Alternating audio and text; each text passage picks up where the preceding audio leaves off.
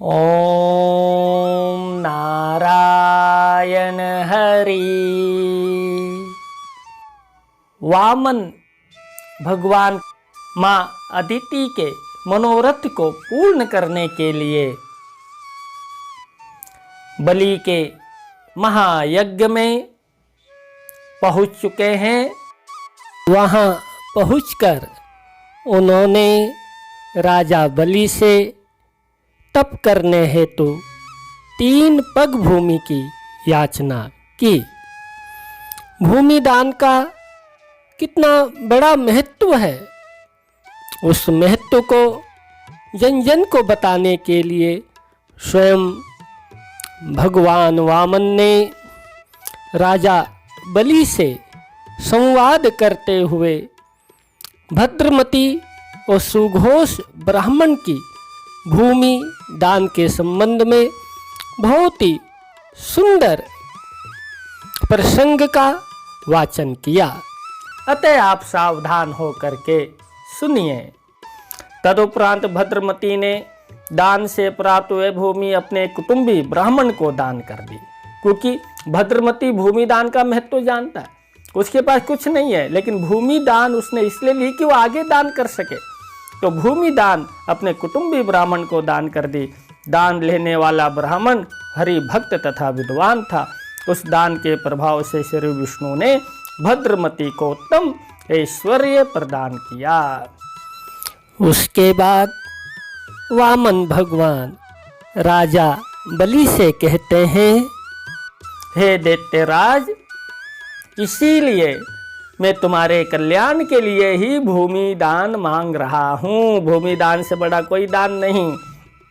तुम भी सब धर्मों से युक्त हो, अतः हमें तप करने के लिए, मोक्ष पाने के लिए 3 पग भूमि दान कर दो। तब राजा बलि ने प्रसन्न होकर भगवान वामन को पृथ्वी दान करने के लिए संकल्प हेतु जल से भरा एक कलश हाथ में लिया, जिसमें से जल के बाहर निकलने को एक छिद्र था। तब विष्णु को सर्वगत जानकर शुक्राचार्य जलधारा रोकने के लिए सूक्ष्म रूप धारण कर उस कलश के भीतर प्रविष्ट हो गए और उस जल के छिद्र के द्वार को उन्होंने बंद कर दिया। उस समय विष्णु ने, वामन भगवान ने सारी घटना को समझकर कलश के छिद्र को खोलने के लिए अपने हाथ में एक कुश का तिनका लेकर के छिद्र मार्ग में डाल दिया। उस कुशाग्र ने करोड़ों सूर्य के समान प्रभावशाली महाशस्त्र बनकर शुक्राचार्य की एक आंख फोड़ दी। देखिए, इधर एक आंख फोड़ने का क्या भाव है कि जो गुरु है उसे समदर्शी होना चाहिए, लेकिन शुक्राचार्य दैत्यों के गुरु हैं, सब कुछ जानकार है, लेकिन समदर्शी नहीं है। एक आंख वाले होने चाहिए, 2 आंख नहीं रखना। एक आंख से दूसरे को दूसरे भाव से देखना, दूसरे को दूसरे भाव से नहीं। तो समदर्शी बनाने के लिए, यानी कि ये ज्ञान देने के लिए, ये शिक्षा देने के लिए कि एक आंख वाले बनो। एक आंख यानी आंखें 2 देखने के लिए, लेकिन एक आंख वाले यानी कि जिस तरह एक आंख से दोनों को समान रूप से देखा जाता है, दोनों को समान रूप से देखो। इस प्रकार से जो है उनको एक आंख वाला कर दिया। तब एक आंख वाले शुक्राचार्य ने कलश से बाहर निकलकर पूरी घटना जो है राक्षसों को बताई। इसके उपरांत राजा बलि ने महाविष्णु को 3 पग भूमि दान देने का संकल्प कर दिया। तभी विश्वात्मा विष्णु ने अपना शरीर ब्रह्मलोक तक बढ़ा दिया। देखिए, भगवान जो है वामन में छोटे से रूप बन करके आए, और जब दान का संकल्प हो गया तो विराट बन गए। भाव क्या है कि सूक्ष्म से सूक्ष्म, छोटे से छोटे और विराट से विराट जो है, सब में भगवान ही व्याप्त हैं। और ईश्वर कौन है? जो सूक्ष्म से सूक्ष्म और विराट से विराट हो सकता है, जिसका ऐसा स्वरूप है, वही ईश्वर है, वही परमात्मा है। तो पर भगवान वामन के रूप में और इधर विराट के रूप में यही दिखा रहे हैं, यही संदेश दे रहे हैं कि जितना विराट और विशाल है वो सब मैं हूँ, वो जितना सूक्ष्म है उसमें भी मैं हूँ, वो जो बीच में है उसमें भी मैं ही हूँ। यानी मेरे अतिरिक्त कुछ भी नहीं है। उन्होंने अपने 2 पांवों से ही संपूर्ण पृथ्वी को नाप लिया। उन विराट रूपधारी विष्णु का शरीर ब्रह्मांड के अंत तक फैला हुआ था। संपूर्ण ब्रह्मांड मानो उनके पांव के अंगूठे के नीचे आकर 2 भागों में बट गया। अंगूठे के उस मध्य भाग से ब्रह्म सलील की अनेक धाराएं फूट पड़ी। बोलो ब्रह्म स्वरूपनी भगवती गंगा की जय। देखिए, भगवान की विष्णुपदी भगवान के चरणों से अब गंगा जी की धारा जो है प्रकट हो गई है। उस लोक पावन निर्मल जल ने विष्णु के चरणों का प्रक्षालन किया। फिर वे ब्रह्म सलिल धारा के रूप में आगे बह चली। उस जल ने ब्रह्मा आदि देवताओं को पवित्र करते हुए सप्त ऋषि आदि की पूजा प्राप्त की। फिर वे सुमेरु पर्वत के ऊपर जा पहुंची।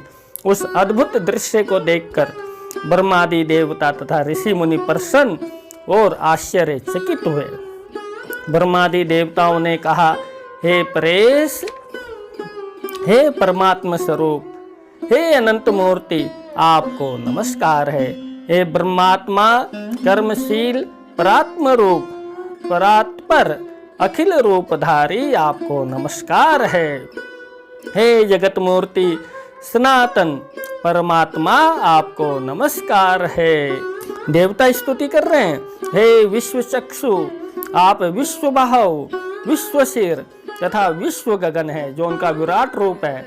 मतलब विश्व के चक्षु, विश्व की आंख आप है, विश्व के भुजाएं आप हैं, विश्व के सिर आप है, विश्व का गमन यानी सब जगह आप ही आप दिखाई दे रहे हैं, आपको नमस्कार है।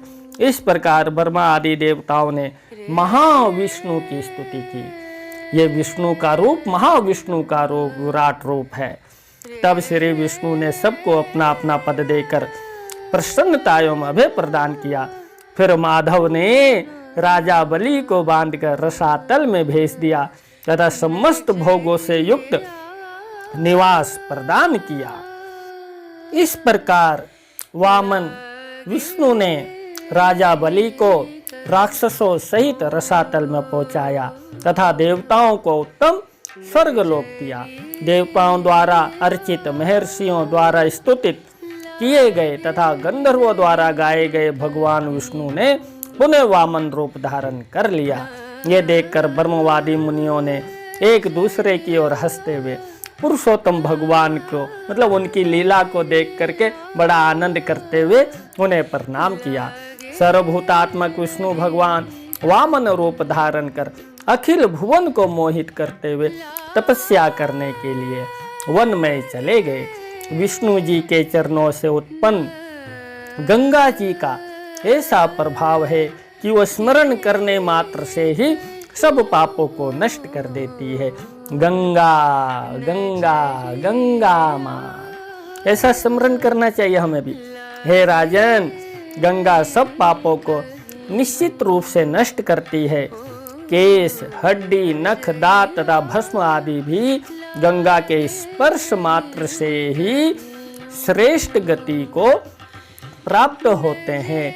इसलिए हम जो हैं गंगा में अस्थि विसर्जन करते हैं। देखिए, कथा के साथ जुड़ी है, युगों युगों से ये चला आ रहा है कि अस्थियों में गंगा का स्पर्श हो जाए।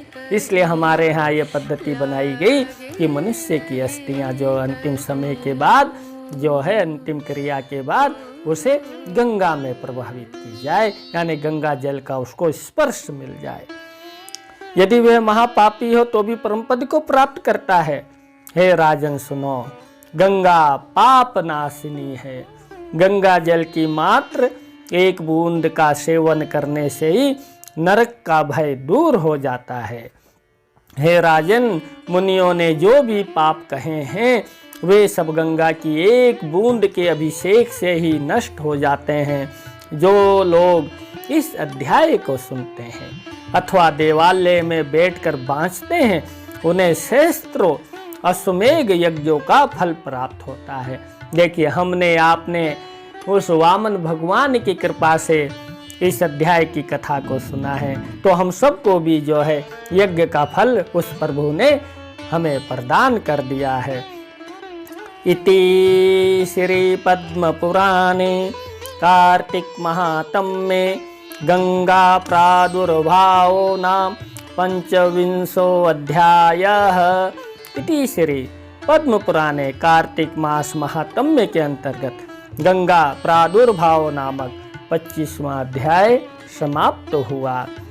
देखिए उस वामन और उस विराट महाविष्णु की कितनी सुंदर कथा, और जिनके चरणोदक से, चरण के अंगुष्ठ से जिस माँ गंगा का प्रादुर्भाव हुआ, जो इस भारत भूमि को सस्य श्यामल करती हुई, मनुष्य के पापों को नष्ट करती हुई, सबको पवित्र, पावन और उद्धार कारक बनी उन गंगा को, उन विष्णु जी को, उस विष्णुपदी को, उन वामन रूप को हम नमस्कार करते हैं और उनकी कृपा हम पर हुई है और हमें ये सौभाग्य कार्तिक मास में प्राप्त हो रहा है।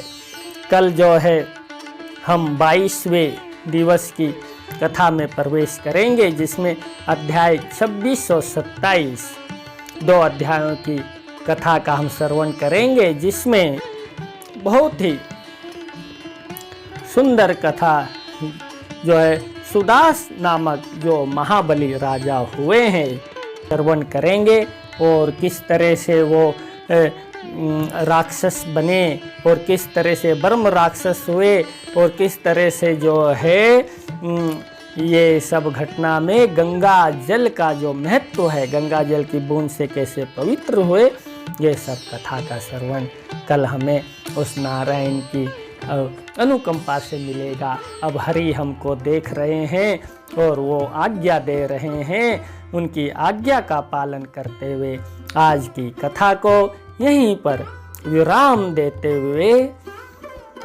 ओम नारायण हरि